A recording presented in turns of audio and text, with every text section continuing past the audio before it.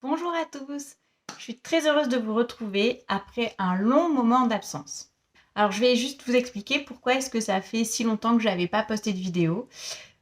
Pour ceux qui suivent la chaîne, vous avez dû remarquer que quasiment sur toutes les vidéos, j'ai mon petit chat Rogenou sur les genoux. Il vient quand je présente quelque chose, il vient sur mes genoux, il ronronne. C'était un peu le running gag en plus de chaque vidéo parce que ce chat, c'est l'amour de ma vie. Et en fait, ça fait un mois qu'il est décédé et j'ai énormément de mal à me remettre de son départ. Et j'avoue que j'avais perdu le goût de faire les vidéos.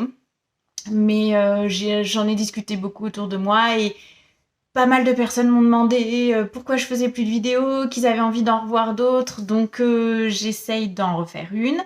Mais je vais donc rendre hommage à mon petit bébé Roger. Et je vais aujourd'hui vous faire une vidéo sur le thème des chats. Je vais vous présenter des livres pour faire plaisir à vos enfants et qui parlent de chats. Alors le premier livre que je voudrais vous faire découvrir, c'est la série des Chi. Voilà. Donc moi je les ai dans une édition un peu spéciale, il existe aussi en édition un peu plus petite. Donc Chi, c'est un petit chaton, une petite chatonne, qui est perdue et elle tombe un jour sur sa famille d'humains.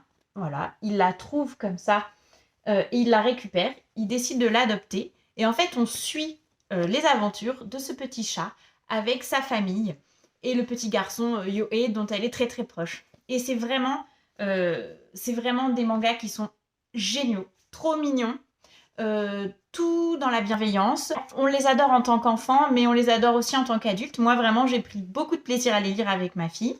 Et ça parle du quotidien avec un chat. Donc tous les amoureux des chats, petits et grands, vont vraiment prendre plaisir à lire ces mangas. Et l'autre série que je voudrais vous présenter, c'est également un manga fait par le même auteur que les Chi, c'est les Tai et Mamishu. Donc c'est l'histoire de Natsuki, un jeune homme qui a un chat assez âgé, Mamishu, et il a un de ses amis qui lui propose, qui lui impose presque de lui garder son nouveau petit chaton, Tai.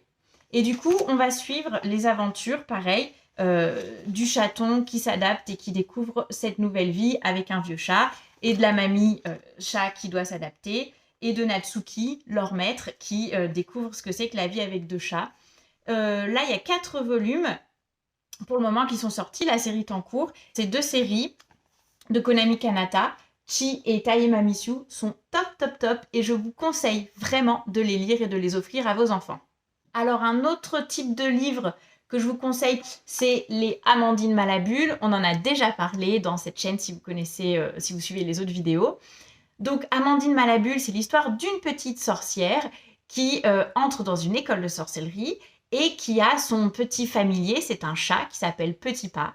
Et Petit Pas est aussi drôle qu'elle est maladroite. Et du coup, on va suivre leurs aventures pendant plusieurs tomes. Et c'est vraiment une série superbe. C'est vraiment autour de... Bon, bien sûr, il y a la magie, il y a l'univers de la sorcellerie que j'adore, mais il y a beaucoup de bonnes valeurs. C'est sur l'amitié. Et on voit Petit Pas et les chats des autres de ses copines sorcières. On les suit pendant tous les tomes. Il existe une série qui a été faite pour les enfants aussi. Moi, j'adore quand il y a des adaptations télévisées ou filmographiques de livres. C'est très intéressant de voir comment est-ce que l'univers peut être adapté. Et même si c'est pas toujours exactement comme dans le livre, ça permet d'étendre cet univers fictionnel. Et je trouve que c'est super de pouvoir avoir le livre, puis un autre support qui existe aussi.